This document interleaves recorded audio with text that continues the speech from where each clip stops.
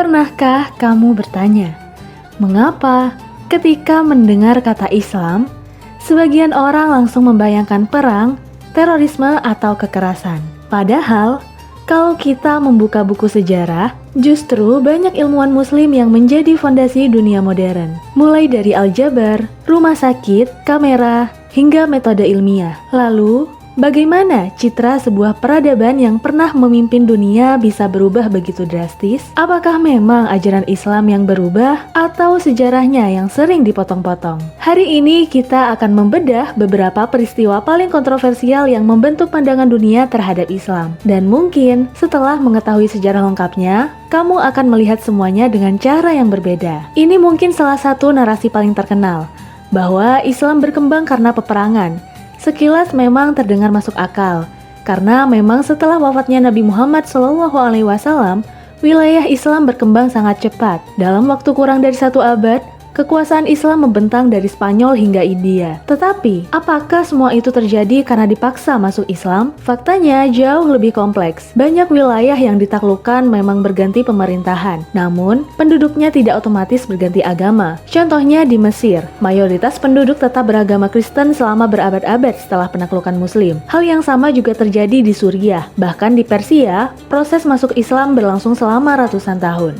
Kalau memang benar dipaksa, mengapa prosesnya begitu lama? Lebih menarik lagi, negara dengan populasi muslim terbesar di dunia justru ada di Indonesia. Dan Islam datang ke Nusantara bukan melalui pasukan, melainkan lewat pedagang, para ulama, dan jaringan perdagangan internasional. Artinya, penyebaran Islam di berbagai wilayah memiliki cerita yang berbeda-beda. Ada peperangan, ada diplomasi, ada perdagangan, dan ada perkawinan. Menyederhanakan semuanya menjadi Islam menyebar lewat pedang. Jelas mengabaikan fakta sejarah yang jauh lebih rumit. Pada tahun 1095, Paus Urban II menyerukan sebuah perang besar. Tujuannya adalah merebut Yerusalem. Inilah awal dari Perang Salib. Selama hampir 2 abad, Eropa dan dunia Islam terlibat dalam konflik berkepanjangan. Disinilah muncul banyak kisah heroik, tetapi juga terdapat propaganda. Masing-masing pihak menggambarkan lawannya sebagai musuh agama. Narasi inilah yang kemudian diwariskan secara turun-temurun. Padahal, di tengah peperangan itu, terjadi pula pertukaran ilmu pengetahuan. Orang-orang Eropa mulai mengenal angka Arab, ilmu kedokteran, filsafat Yunani yang telah diterjemahkan ilmuwan Muslim, serta berbagai teknologi dari Timur. Ironisnya, konflik membuat stereotip semakin kuat. Sementara kerjasama ilmiah justru sering terlupakan. Tahun 1258, pasukan Mongol menyerbu Baghdad. Saat itu, Baghdad adalah pusat ilmu pengetahuan dunia. Perpustakaan Baitul Hikmah menyimpan ribuan manuskrip seperti astronomi, matematika, kimia, kedokteran, dan filsafat. Semuanya ada di sana. Namun, hanya dalam hitungan hari semuanya berubah. Kota dihancurkan, jutaan halaman manuskrip telah hilang, hingga para ilmuwan juga terbunuh.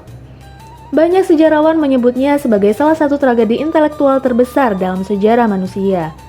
Setelah peristiwa ini, dunia Islam kehilangan pusat keilmuannya. Kemunduran pun mulai terjadi, dan dominasi ilmu pengetahuan perlahan berpindah ke Eropa.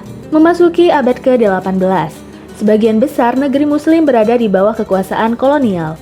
Dalam banyak tulisan barat saat itu, masyarakat Muslim sering digambarkan sebagai terbelakang, fanatik, tidak rasional. Narasi tersebut bukan hanya muncul di buku sejarah, tetapi juga dalam karya sastra, lukisan, film, dan juga media. Bukan berarti semua penggambaran itu salah, namun banyak yang dibuat dari sudut pandang kolonial. Hal tersebut bertujuan untuk membenarkan penjajahan. Akibatnya, citra Islam perlahan bergeser, bukan lagi sebagai pusat ilmu pengetahuan, melainkan sebagai simbol keterbelakangan. Lalu datang abad ke-20. Berbagai konflik di Timur Tengah, revolusi, perang, kelompok ekstrim, serangan teroris, semuanya mendapat sorotan media internasional. Masalahnya, aksi kelompok kecil sering dianggap mewakili hampir 2 miliar umat Islam di seluruh dunia. Padahal, korbannya sendiri sebagian besar juga Muslim. Sayangnya, berita damai jarang menjadi headline. Sementara, berita konflik selalu menarik perhatian. Akibatnya, persepsi publik menjadi tidak seimbang. Sejarah tidak pernah sesederhana hitam dan putih.